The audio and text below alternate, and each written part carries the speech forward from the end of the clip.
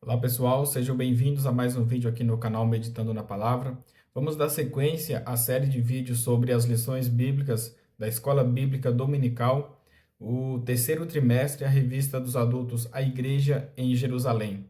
Na lição de hoje vamos aprender a lição do título Uma Igreja Não Conivente com a Mentira. O texto áudio se encontra em Atos capítulo 5, verso 3, que diz o seguinte: Disse então Pedro: Ananias, por que encheu Satanás o teu coração para que mentisses ao Espírito Santo e retivesses parte do preço da herdade? A verdade prática nos diz: como toda forma de engano, a mentira é pecado. Devemos, pois, andar sempre na luz da verdade. Leitura bíblica em classe, Atos capítulo 5, do verso 1 ao verso 11, que assim nos diz: Mas um certo varão chamado Ananias, com Safira, sua mulher, vendeu uma propriedade e reteve parte do preço, sabendo-o também sua mulher, e, levando uma parte, a depositou aos pés dos apóstolos. Disse então Pedro a Ananias: Por que encheu Satanás o teu coração para que mentisses ao Espírito Santo e retivesses parte do preço da herdade? Guardando-a, não ficava para ti? E vendida, não estava em teu poder? Por que formaste este desígnio em teu coração? Não mentiste aos homens, mas a Deus. E Ananias, ouvindo estas palavras, caiu e expirou, e um grande temor veio sobre todos os que isto ouviram. E levantando-se os jovens, cobriram o morto e, transportando-o para fora, o sepultaram. E, passando um espaço de quase 3 horas, entrou também sua mulher, não sabendo o que havia acontecido. E disse-lhe Pedro: Dize-me, vendeste, portanto, aquela herdade? E ela disse: Sim, portanto. Então Pedro lhe disse: Por que é que entre vós vos concertastes para tentar o Espírito do Senhor? Eis aí à porta os pés dos que sepultaram teu marido, e também te levarão a ti. E logo caiu aos pés e expirou. E entrando os jovens, acharam-na morta e a sepultaram junto de seu marido. E houve um grande temor em toda a igreja e em todos os que ouviram estas coisas. Esta passagem, muito conhecida, traz o relato de Ananias e Safira, duas pessoas que mentiram, duas pessoas que eram cristãos. Tanto é que Ananias é chamado de varão, mas ele não vigiou, a sua esposa também não vigiou, e ambos caíram na armadilha do inimigo. Caíram nas ciladas do inimigo e deram vazão, deram lugar para a mentira. E a mentira é pecado.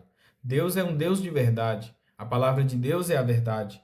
Se nós devemos andar na verdade, tudo que é engano, tudo que é falso, tudo que é mentira, deve ser extirpado de nossas vidas. Se nós dermos lugar à mentira na nossa vida, estamos pecando, estamos mentindo a nós mesmos, mentindo a Deus. A palavra de Deus nos ensina que os mentirosos ficarão de fora do reino dos céus. Ficarão de fora os mentirosos. Aquele que quiser ser salvo, fuja da mentira. E os objetivos desta lição: o primeiro, apresentar a origem da mentira como uma estratégia de Satanás para enganar os crentes. Mostrar que mentir é uma escolha moral e que todo crente deve rejeitar o engano. E valorizar a santidade da igreja e a necessidade de viver em verdade diante de Deus. A introdução assim nos diz: um casal, aparentemente despretensioso, achou que podia lucrar às custas da santidade da igreja. Ao combinarem um ardil para enganar os apóstolos, Ananias e Safira estavam, na verdade, a serviço do diabo, o pai da mentira. Nesta lição aprenderemos que é possível um crente não vigilante estar a serviço do diabo em vez de agir em favor do reino de Deus. Foi exatamente isso que aconteceu com Ananias e Safira. Tentaram obter lucro negociando valores do reino. Como crentes, não podemos usar de engano, porque Deus sonda os corações. Cabe, portanto, a nós nos afastarmos do pecado pelo temor do Senhor. É possível, sim, um cristão, um servo de Deus, um que se diz crente, acabar caindo nas ciladas do inimigo e dar lugar à mentira, ser usado pelo inimigo na mentira, no engano, na falsidade, para enganar o povo de Deus, para enganar a liderança de Deus, para até mesmo tentar enganar a Deus. Mas de Deus ninguém se zomba. De Deus ninguém se zomba. Mentira é pecado. Jesus confrontou o pai da mentira e é dever nosso confrontar a mentira. É dever nosso ainda dizer nos púlpitos das igrejas: mentira é pecado. Ah, mas é só uma mentirazinha pequena. Mas é pecado. Mentira é pecado. Então devemos ter ciência de que, caso queiramos subir para os céus, morar com Deus, devemos rejeitar a mentira. Mas vamos seguir com o nosso estudo. O primeiro tópico assim nos diz: o diabo, o pai da mentira. Com este tópico você já deve imaginar o que vem por aí. Primeiro ponto: é da natureza satânica mentir. A Escritura afirma que Satanás induziu Ananias a mentir. Disse então Pedro: Ananias, por que encheu Satanás o teu coração? Motivado pela cobiça, pelo desejo de obter lucro fácil, Ananias deu lugar ao diabo, que o levou a mentir.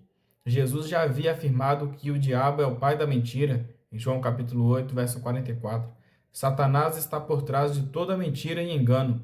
O apóstolo Paulo viu esse espírito de engano quando enfrentou Elimas, o mágico. O diabo será sempre mentiroso, nunca mudará. É da natureza satânica, é da natureza do diabo mentir. Quando Adão e Eva estavam no jardim, o diabo usou da mentira para enganar Eva. Assim como o diabo enganou Eva, o diabo enganou Ananias. O diabo deve ter plantado no coração de Ananias um lucro, uma possível vantagem em cima da mentira. E Ananias acabou caindo. Pedro pergunta para Ananias quando Ananias chega. Ananias vende a propriedade, vamos supor, por valor X. E aí, quando ele vai entregar o dinheiro, ele mente. Qual o motivo de mentir sobre o preço do valor que foi vendido? Irmãos, percebam que a mentira que Ananias cometeu, Ananias e Safira, foi uma mentira pequena. Aí entra aquele grande conceito de que não existe pecadinho e pecadão. Mas aqui a gente percebe que é um pecado que foi pequeno, que parece que foi pequeno aos nossos olhos, mas não foi. Ananias mentiu sobre o preço que ele tinha vendido aquele terreno, aquela propriedade. O que custava para ele de ter falado: eu vendi por X, vendi por tanto, mas como precisei usar o dinheiro para tal coisa, eu vou depositar X valor aqui aos pés dos apóstolos. Os irmãos percebem que nas lições anteriores, os irmãos traziam o dinheiro, traziam o valor da venda dos seus bens, colocavam aos pés dos apóstolos, mas em momento algum os apóstolos exigiam isso, era voluntário. Então Ananias podia muito bem ter vendido a propriedade e não ter levado dinheiro nenhum para os apóstolos. Podia muito bem ter vendido a propriedade e ter falado: eu vendi por X, mas eu não vou colocar todo o X, eu vou ficar com a parte para mim. Poderia, mas o que prejudicou ele foi a mentira. Olha a gravidade da mentira que Ananias e Safira cometeram. Assim como o diabo enganou Eva, o diabo enganou Ananias e ele caiu. Como diz, caiu feito um bobo. Seguindo ao segundo tópico, a mentira como um ardil maligno. A mentira é como um ardil maligno. Satanás não obrigou nem forçou Ananias a mentir, mas, evidentemente, plantou a semente do engano e da mentira em seu coração. A mentira é um dos seus ardis. A Escritura é bem clara: não deis lugar ao diabo. Por certo, Ananias sabia disso, pois estava numa igreja doutrinada pelos apóstolos. A questão, portanto, não estava em não saber fazer a coisa certa, mas em subestimar o ardil do inimigo, que possui a capacidade de induzir a fazer a coisa errada. É possível que o casal tenha flertado com a possibilidade de ganhar lucro e fama, fingindo estar fazendo a coisa certa. Duas coisas que não são em si mesmas pecaminosas, mas quando buscadas com a intenção errada, se tornam pecado. Ananias e Safira não vigiaram, deram lugar ao inimigo. Deram lugar ao inimigo, assim como Pedro. Teve uma certa ocasião que Pedro também não vigiou e deu lugar ao inimigo. E a palavra de Deus é categórica: os mentirosos ficarão de fora do reino dos céus. Os mentirosos ficarão de fora. Não tem meio termo. Mas é só uma mentirazinha. Mentira é mentira. Não importa o tamanho, continua sendo mentira. Ananias não vigiou, deu lugar ao inimigo. Como eu disse, o diabo não forçou Ananias a mentir. O diabo provavelmente deve ter plantado no coração de Ananias: olha, Ananias, todo mundo está vendendo a propriedade e está colocando aos pés dos apóstolos. Se você vender também, todo mundo vai ver se você não devolver nada lá aos pés dos apóstolos, se você não colocar nada lá. Então, leva alguma coisa. Ah, mas aí, e se eu falar que eu vendi por X e não colocar o valor todo? Podem achar que eu quis ficar com o dinheiro para mim, ou podem achar que, nossa, ele é muito mesquinho, muito mão de vaca, não quis dar todo o dinheiro da propriedade enquanto todo mundo está dando. E o que Ananias deve ter pensado? Ah, eu não vou ficar para trás. Eu vou entregar também, só que para que não fique feio para mim, eu vou entregar só uma parte e vou falar que vendi só por aquela parte que eu vou entregar. Esse foi o engano dele. Esse foi o engano dele. E o diabo fez ele cair direitinho, direitinho nessa astúcia. No terceiro ponto, diz: não subestime o inimigo. Não subestime o inimigo. O apóstolo Paulo orienta os crentes a perdoarem e a não guardarem nenhuma raiz de amargura. Se por um lado não podemos superestimar o inimigo, visto ele ter sido derrotado na cruz, por outro lado não podemos subestimá-lo. Paulo orienta os crentes a se revestirem de toda a armadura de Deus para que possam ficar firmes contra as astutas ciladas do diabo. A expressão grega astutas ciladas traduz o termo grego metodeias, de onde procede o nosso termo português método. O diabo é meticuloso e trabalha metodicamente para enganar os cristãos. Vigiemos. O diabo conseguiu enganar Ananias facilmente. Conseguiu plantar no coração de Ananias e de Safira sentimentos que não condiziam com a realidade com que eles deveriam viver ali na igreja. Todo mundo ali tinha tudo em comum. Então, qual o motivo ou qual o problema que eles viram em não depositar todo o valor aos pés dos apóstolos? Ou simplesmente, por qual motivo eles quiseram vender aquela propriedade, então, se o intuito era apenas ficar com a parte do dinheiro? Quando chegam aos pés de Pedro, Pedro questiona: por que que você fez isso? Você poderia muito bem não ter vendido a propriedade, ou então, se vendeu, poderia muito bem ter ficado com todo o dinheiro para você. Pedro falou: eu não pedi para vir trazer o dinheiro para nós. Não pedi, você poderia ter ficado com todo o dinheiro. Então, para que mentir sobre qual o valor que você vendeu a propriedade? Qual a lógica? Qual o propósito de mentir relacionado a isso? Poderia ter ficado com dinheiro. Ou então poderia ter apenas falado: não, vendi por 200, mas eu estou entregando apenas 100 porque eu preciso usar os outros 100 em alguma coisa importante. Tudo bem, estaria falando a verdade. Estaria falando a verdade e estaria vivo. Mas não, decidiu mentir. Nós vamos seguir para a sinopse. A sinopse do primeiro tópico assim nos diz: Satanás é a origem do engano e usa a mentira para afastar as pessoas de Deus. Mentiras que parecem que são pequenas, mentiras que parecem que não vão ter consequência nenhuma, mas afasta a pessoa de Deus. Por quê? Porque toda mentira é pecado, e todo pecado afasta o homem de Deus. Independentemente se é um pecadinho ou um pecadão, afasta. Nosso segundo tópico: o cristão e a mentira. Primeiro ponto assim nos diz: mentir é uma escolha. Um fato fica evidente em Atos capítulo 5, do verso 1 ao 11. Tanto Ananias quanto sua mulher Safira agiram livremente na questão envolvendo a venda de uma propriedade. Isso fica ainda mais claro quando Pedro, sob o discernimento do Espírito Santo, reprova Ananias por ter tentado enganar a igreja acerca do real valor da propriedade. Ananias não foi obrigado, nem tampouco constrangido a agir da forma como agiu.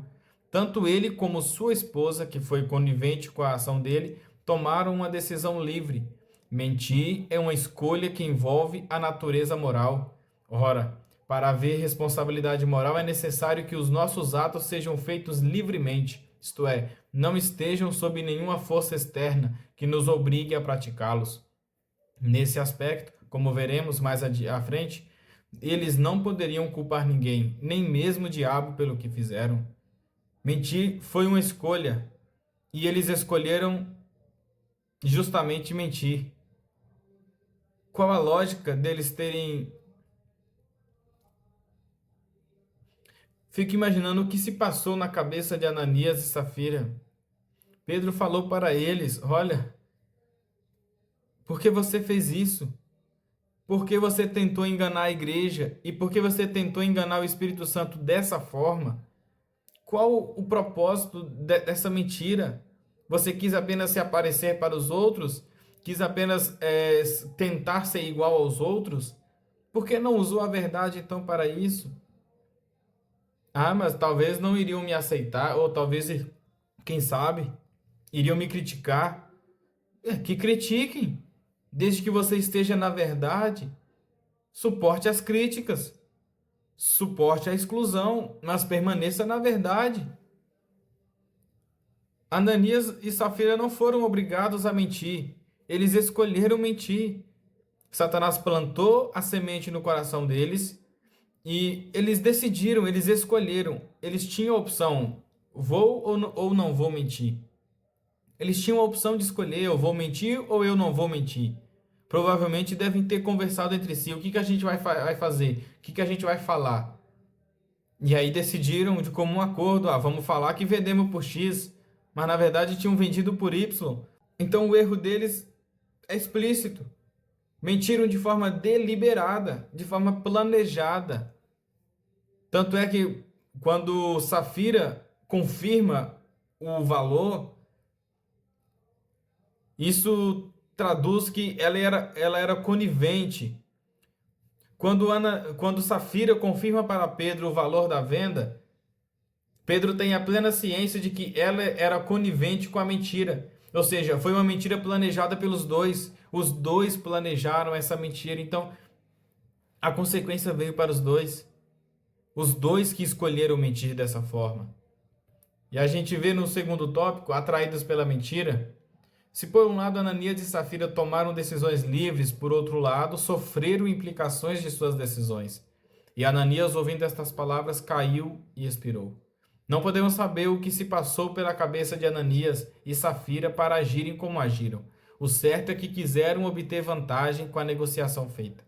É possível que, ao verem os demais crentes fazendo as ações louváveis, quando doavam seus bens, tivessem visto nesse gesto uma oportunidade de obterem, além do reconhecimento, o lucro pelo patrimônio que fora vendido e supostamente doado. Eles foram atraídos por uma promessa do diabo, de que eles teriam reconhecimento, de que talvez eles iriam ser louvados, talvez eles seriam bem vistos. Mas o diabo é mentiroso. O diabo te promete uma coisa, mas ele é mentiroso. Quando Jesus estava no deserto sendo tentado, o diabo prometeu para Cristo: olha, se você me adorar aí, te dou todos os reinos do mundo, porque todos são meus. É mentiroso. Ele fez uma proposta para Cristo, mas ele estava mentindo, porque não é dele.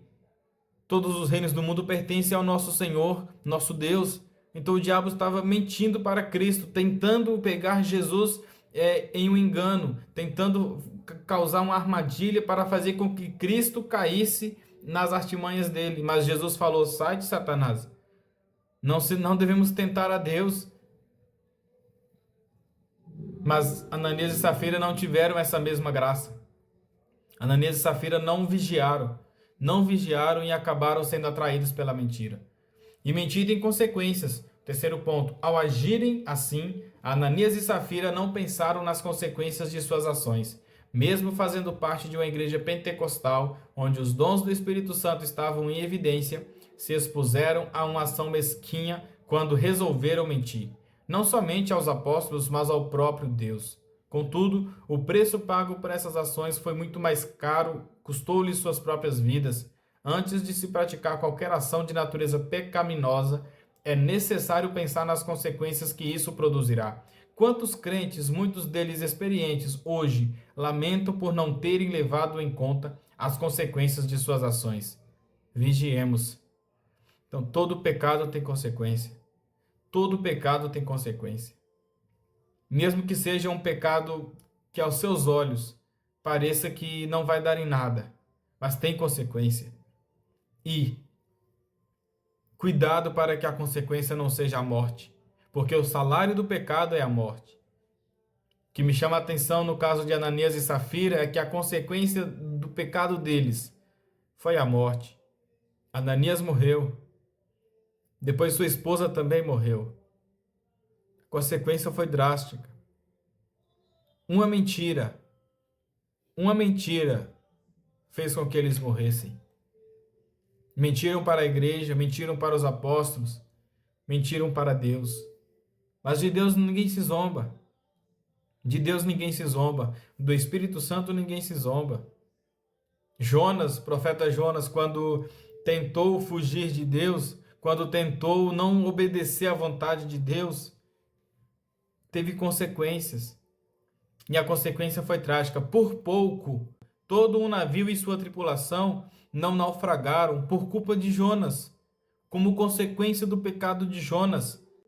A consequência do pecado de Moisés, de ter batido na rocha, impediu ele de entrar na terra prometida. A consequência do pecado de Davi impediu ele de construir o templo de adoração ao nosso Deus. Todo pecado tem consequência. Vigia, irmão, vigia. Não é fácil. Não é fácil. Mas Deus quer que você seja forte. Vigia, não dê brecha para o inimigo. Não dê brecha para o inimigo. Fuja das tentações. Se possível, a Bíblia orienta a resistir ao inimigo, que ele vai fugir de vós. Mas tem situações que a Bíblia nos ordena: fuja da aparência do mal. Saia correndo. Não fique tentando resistir. Se você é fraco, fuja para que você não caia. Fuja da aparência do mal, porque a consequência é trágica. A sinopse do segundo tópico, para a gente dar continuidade, assim nos diz: o crente deve rejeitar toda falsidade, pois a mentira compromete seu testemunho e comunhão com Deus. Que Deus venha nos dar graça. Vamos ao terceiro tópico? Terceiro tópico, assim nos diz: a igreja que repele a mentira. Primeiro ponto, uma igreja temente. Lucas destaca que os fatos ocorridos com Ananias e Safira trouxeram um grande temor dentro e fora da igreja. A palavra temor traduz o termo grego phobos, que também aparece no versículo 5 deste mesmo capítulo. Muitas vezes essa palavra é traduzida com o sentido de medo. Contudo, aqui nesse contexto, o sentido é de reverência e respeito, como em Atos 2:43 e outras passagens neotestamentárias. Se Deus não tivesse usado Pedro para parar o intento daquele casal, o pecado teria entrado na primeira igreja e, sem dúvidas, causado danos irreparáveis. Esse julgamento de Deus, além do fato de punir o pecado do casal, serviu para mostrar quão séria é a igreja de Deus.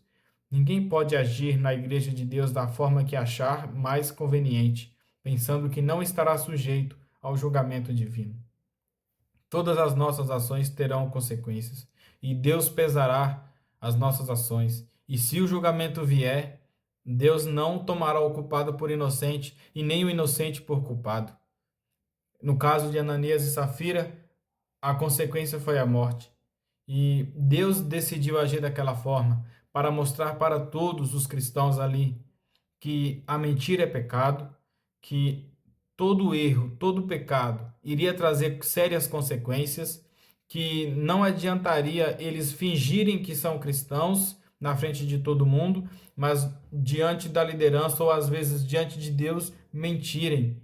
Não adianta eles praticarem o pecado lá fora quando a liderança não está vendo, quando os apóstolos não estão vendo, e chegar dentro da igreja fingindo ser alguém que eles não são, porque o julgamento virá. O julgamento vem. E ali era uma igreja temente. É relatado que todos ali eram cheios do Espírito Santo, então Deus manifestava o seu poder. E quando o pecado começou a adentrar, no caso de Ananias e Safira, Deus teve que cortar o mal pela raiz, para evitar que a igreja se contaminasse. Deus teve que cortar o mal pela raiz para dar o exemplo para os demais cristãos. E o exemplo foi dado, porque depois que viram isso, todos ficaram cheios de temor, ficaram atemorizados com tudo o que aconteceu, e nossa, Deus realmente é um Deus verdadeiro, Deus realmente é todo-poderoso. Não dá para brincar de ser crente, não dá para brincar de ir à igreja. Igreja é coisa séria, ser cristão é coisa séria. Ou você dá sua vida em favor do evangelho, ou então você morrerá. Não tem outro termo, não tem um meio termo. Ou você renuncia completamente o mundo e sirva a Deus, ou então o mundo vai te engolir. Ou você sirva a Deus com tudo que você tem, ou você serve a Mamon, as riquezas. Não tem como servir a dois senhores ao mesmo tempo. Você terá que fazer uma escolha. Você vai ter que fazer uma escolha e a escolha tem que ser feita com sabedoria. Escolha, pois, o caminho da vida. Escolha, pois, o caminho da justiça e você viverá. O segundo ponto, assim nos diz, uma igreja forte. Mais uma vez, Lucas destaca que muitos sinais e prodígios eram feitos entre o povo pelas mãos dos apóstolos. Isso mostra que uma igreja santa, que trata o pecado como pecado e não arranja desculpas para justificá-lo, é uma igreja forte. A prova disso é a manifestação dos dons espirituais que levou os apóstolos a fazerem milagres extraordinários. Uma igreja fraca, anêmica, por falta de disciplina espiritual e que aprendeu a tolerar o pecado em seu meio, torna-se impotente. A igreja de Jerusalém era forte, tinha dons espirituais sendo manifestados, curas, milagres e maravilhas eram constantes no dia a dia da igreja. Então, a igreja de Jerusalém só foi forte, só resistiu às tentações e às perseguições porque ela fugiu da aparência do mal, porque ela resistiu ao pecado, porque ela denunciou todo o pecado. Pedro falou: Ananias, o que você fez não foi uma simples desculpa, não foi uma mentirinha pequena, não, Ananias. Você fez coisa séria. A sua mentira é uma mentira contra nós, os homens, mas é uma mentira também contra o Espírito de Deus. A igreja de Jerusalém denunciava o pecado. O que me dói hoje é que a igreja não está mais denunciando o pecado. Já se aceita pornografia dentro da igreja. Já se aceita prostituição dentro da igreja. Já se aceita lesbianismo dentro da igreja. Já se aceita homossexualidade dentro da igreja.